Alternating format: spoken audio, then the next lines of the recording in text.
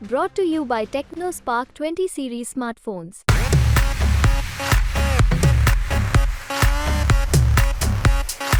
कांग्रेस के नगर अध्यक्ष थे दिनेश यादव जी, उनको मौका दिया गया तो मुझे लगता है वो भी एक जो है समझौते के तहत ही दिया हुआ होगा।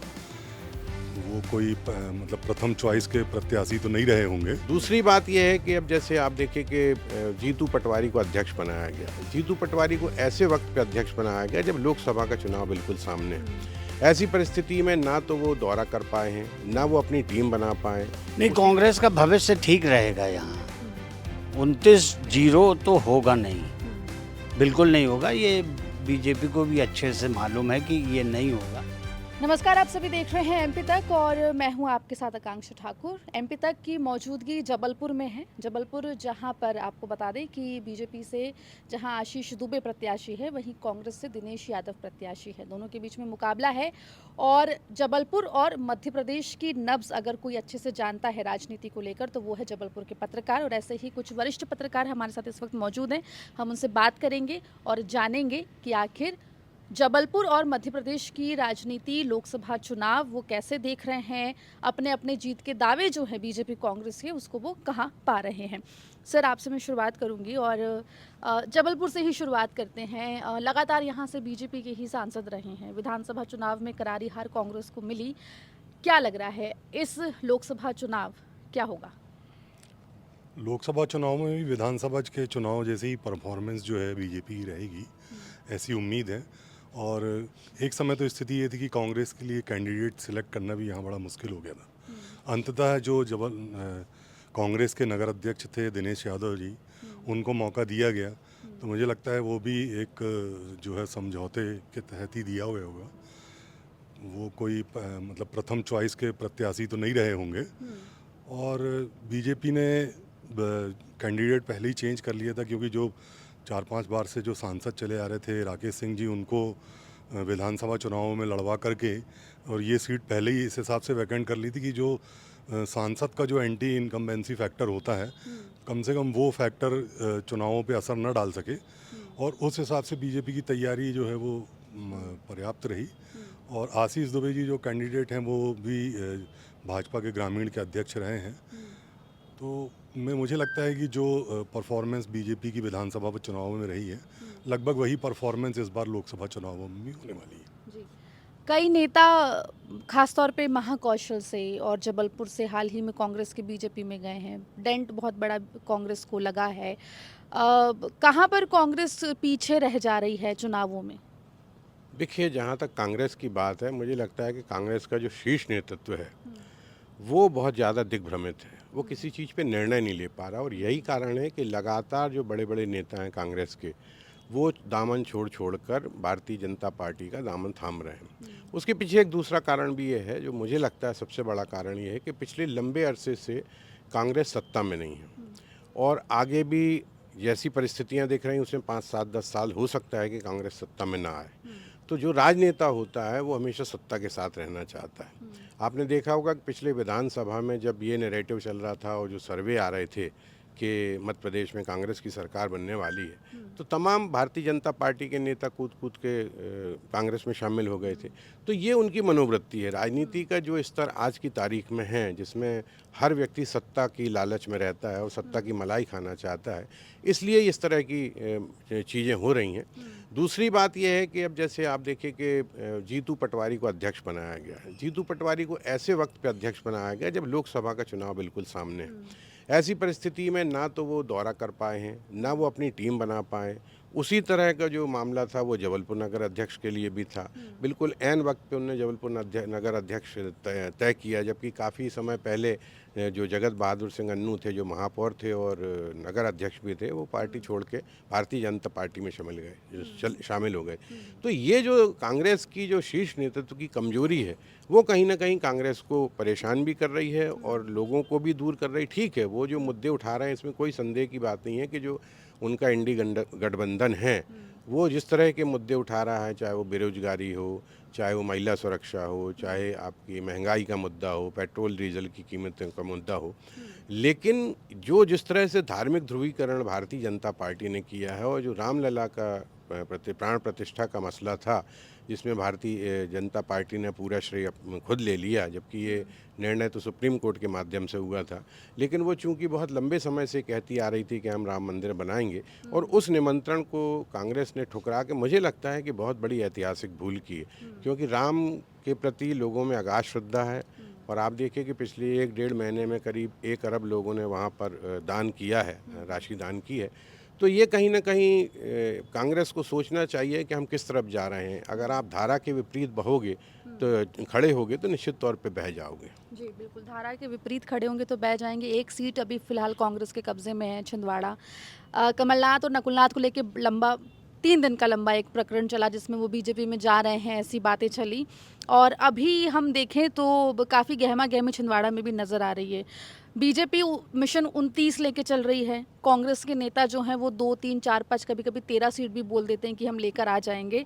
क्या लग रहा है, छिंदवाड़ा सेफ है इस बार? देखिए, कमलनाथ फंसे हुए हैं। कमलनाथ ऐसा नहीं, मुख्यमंत्री के चेहरे थे और पूरी 29 लोकसभा सीटों पर चुनाव प्रचार, उनको स्टार प्रचारक माना जाता रहा, उनको निकलना चाहिए रहा। लेकिन वो अपने बेटे को जिताने के लिए उन्होंने पूरी प्रतिष्ठा दांव पे लगा दी है। उनका पूरा परिवार गांव गली में घूम रहा है। जिस तरीके से भारतीय जनता पार्टी ने रणनीति बनाई है, पिछले 5 साल से लगातार केंद्रीय मंत्री वहाँ प्रभारी रह चुके हैं, बिहार के से आ रहे हैं, लगातार वहाँ काम कर रहे हैं, राष्ट्रीय स्वयंसेवक संघ वहाँ काम कर रहा है, और जिस तरीके से पूरा प्रदेश का मंत्रिमंडल अब पूरा सिर्फ छिंदवाड़ा में ही लगातार दौरे कर रहा है, इससे लगता है कि कमलनाथ वहाँ पर फंसे हुए हैं। लेकिन एक बात और गौर करने वाली बात है कि नकुलनाथ वहाँ कैंडिडेट नहीं है। आप समझिए, आपके नए चेहरा है, चुनाव लड़ रहे हैं कमलनाथ को हराना आसान नहीं है। मैं फिर बार बार कहता हूं कि वहाँ कमलनाथ जब तक कमलनाथ एक दीवार की तरह भारतीय जनता पार्टी की जीत की में रोड़ा बने हुए हैं। देखिए, ऐसा नहीं कि पहली बार बीजेपी वहाँ प्रयास कर रही है। उन्होंने प्रहलाद पटेल को ले गए, जो वहाँ भारतीय मुख्यमंत्री थी, तब भी छिंदवाड़ा छीनने की कोशिश की गई, तब नहीं छीन पाया। शिवराज जी लगातार मेहनत करते रहे कि छिंदवाड़ा छीन लें, वो नहीं छीन पाए। अब मोहन यादव जी और नरेंद्र मोदी जी ने फिर से इस बार टारगेट किया कि हम उसको छिंदवाड़ा को छुड़ा लेंगे। तो जो 29 सीटें जीतने का लक्ष्य, 29-0 करने का, उसमें अभी सिर्फ कमलनाथ अड़े हुए हैं। आप समझिए, जिस तरीके से कमलनाथ की लोकप्रियता गांव गली में, वो 80 से लगातार काम कर रहे हैं। 2 पीढ़ियों के बीच उन्होंने काम किया। मुझे कई बार मौका मिला वहाँ छिंदवाड़ा में रहने का, तो मैंने देखा कि कमलनाथ के प्रति दीवानगी है, गांव गली में दीवानगी। वो जो नया वोटर है वो कितना शिफ्ट होता है बीजेपी की ओर, वो ये तय करेगा कि कमलनाथ की लोकप्रियता बरकरार है या नहीं है। ये तय बात आपको मतगणना के बाद पता चली। लेकिन कमलनाथ अभी भी दीवार हैं, उस दीवार को ढहाने के लिए थोड़ा सा बीजेपी को और मेहनत करना पड़ रही है, और मेहनत की ज़रूरत पड़ेगी। विधानसभा चुनाव के नतीजे सर हम सब ने देखे क्या रहे। कांग्रेस को बहुत करारी हार का सामना करना पड़ा। अभी भी बीजेपी जो है वो तो 29 सीटों को लेकर आश्वस्त नज़र आ रही है। लेकिन अगर मध्य प्रदेश की बात करें तो कैसे भविष्य देख रहे हैं कांग्रेस का यहाँ? नहीं, कांग्रेस का भविष्य ठीक रहेगा यहाँ। 29-0 तो होगा नहीं, बिल्कुल नहीं होगा। ये बीजेपी को भी अच्छे से मालूम है कि ये नहीं होगा। लेकिन वो अपने कार्यकर्ताओं को, अपनी पार्टी को और अपने खुद के सेटिस्फैक्शन के लिए एक नैरेटिव देते हैं कि 29-0 नहीं होगा। जैसे 400 पार एक जुमला या एक उनने टारगेट सेट किया है कार्यकर्ता को कि 400 पार नहीं होगा। लाओगे सीट कहाँ से? तुम जिस भी स्टेट में थे पुराना, अगर हिंदी पट्टी देखें तो हर जगह सैचुरेशन पे हो, तो सीटें तो नहीं बढ़ेंगी ना। मध्य प्रदेश में ये आप 29 में 28 थे, तो अब यहाँ 30-35 थोड़ी हो जाओगे, तो 400 कहाँ से आएगी? तो ये एक नैरेटिव सेट है। चुनाव है, मगर ये चुनाव विधानसभा की तर्ज पे होगा, ये बिल्कुल गलत बात है। ये चुनाव नेशनल नैरेटिव पे ही होगा। महंगाई, बेरोजगारी एक बड़ा मुद्दा है इस चुनाव में, और वो रहेगा। और ये बात अब धीरे धीरे पब्लिक के अंदर पैठ कर गई है, उसको समझने और पढ़ने की ज़रूरत है। जी बिल्कुल। तो बेरोजगारी, महंगाई जैसे मुद्दे भी जो हैं रहेंगे इस बार। धीरज हमारे साथ जुड़े हैं। धीरज जो हैं वो जबलपुर से तमाम खबरें आप तक पहुंचाते हैं।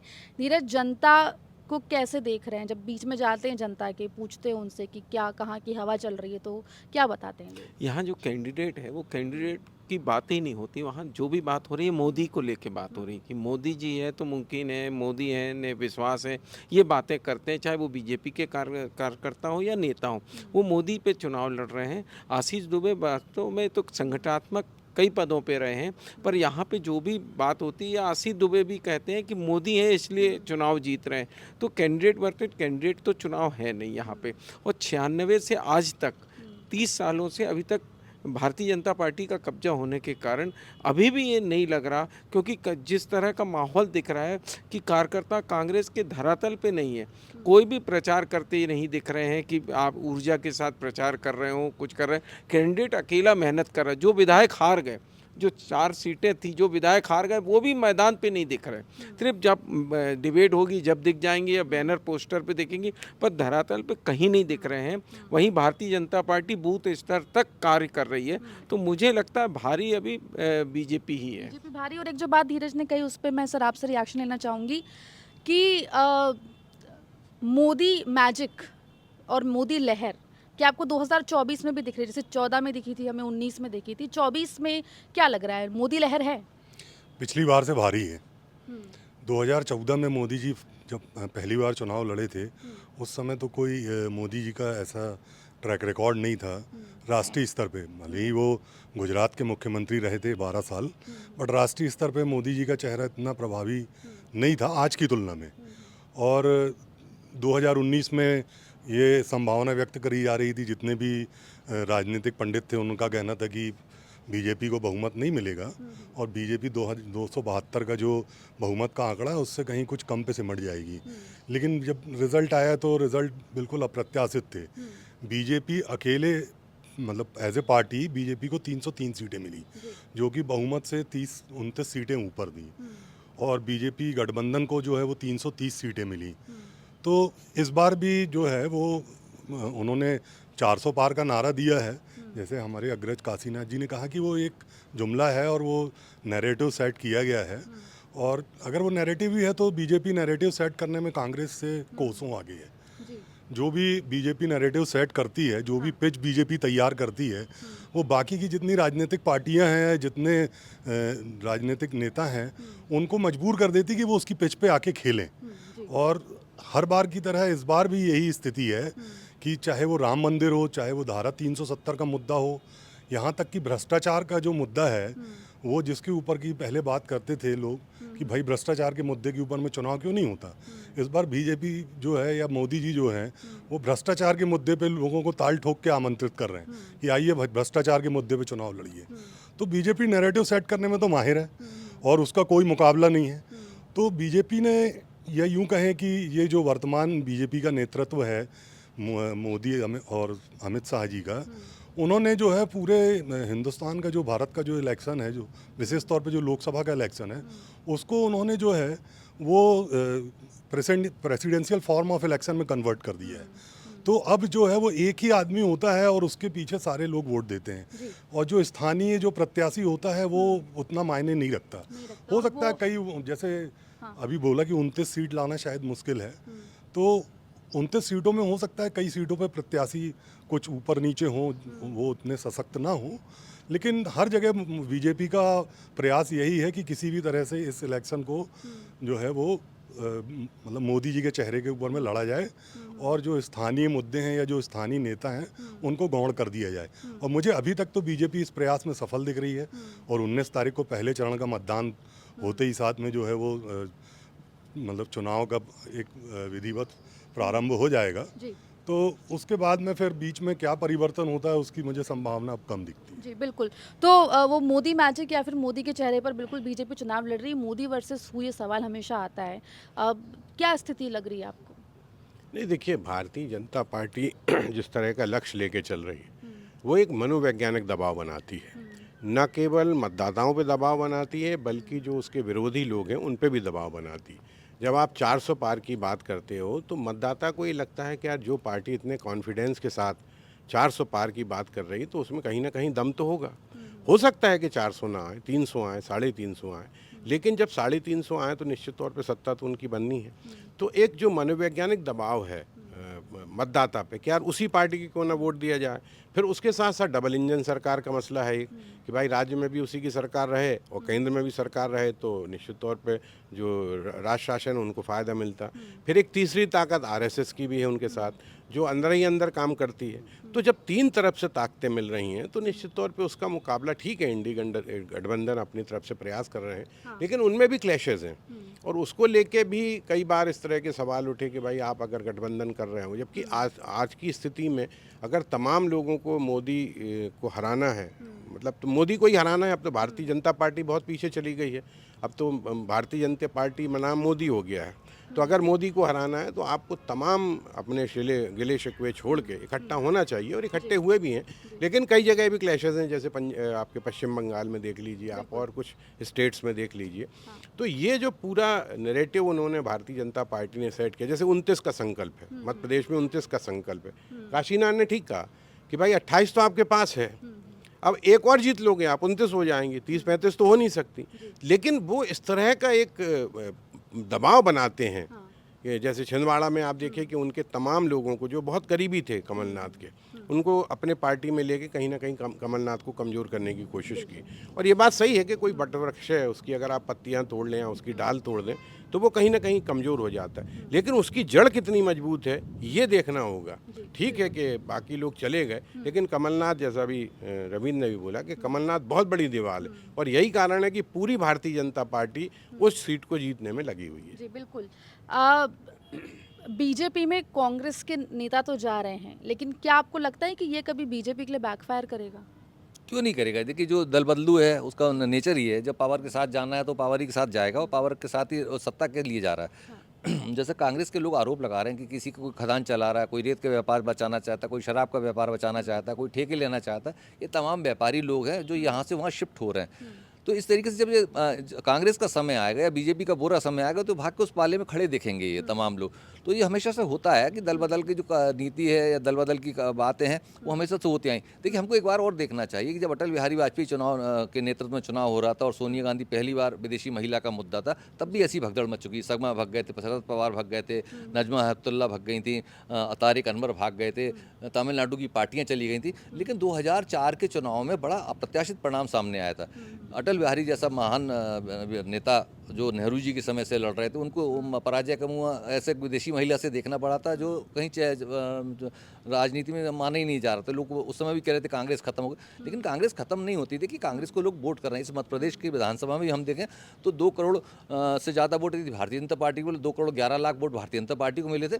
उस बुरे समय में जब नरेंद्र मोदी चुनाव के चेहरे पर चुनाव लड़ा गया था तो 1 करोड़ 75 लाख वोट कांग्रेस को मिले, यानी 30 लाख वोट का ही डिफरेंस था। तो सीटों में जरूर कन्वर्जन नहीं हुआ, लेकिन मतों के आधार पर हम देखेंगे तो लोगों ने कांग्रेस को वोट किया। तो अब हमको ये देखना चाहिए कि 2019 के चुनाव का जो राष्ट्रवाद का चुनाव था, पुलवामा और बालाकोट के सर्जिकल स्ट्राइक का वोट था, वो वापस भारतीय जनता पार्टी में रुक जाता है, या जो तमाम बहुजन समाज पार्टी का वोट था, वामपंथी वोट था, या कांग्रेसी का समर्थन वोट था, या जो फ्लोटिंग वोट था जो जिन्होंने राष्ट्रवाद के मुद्दे पर दे दिया था। खुद राकेश सिंह कहते हैं हम 2.5 लाख वोट से जीतेंगे, लेकिन वो जीते 4.5 लाख वोट से।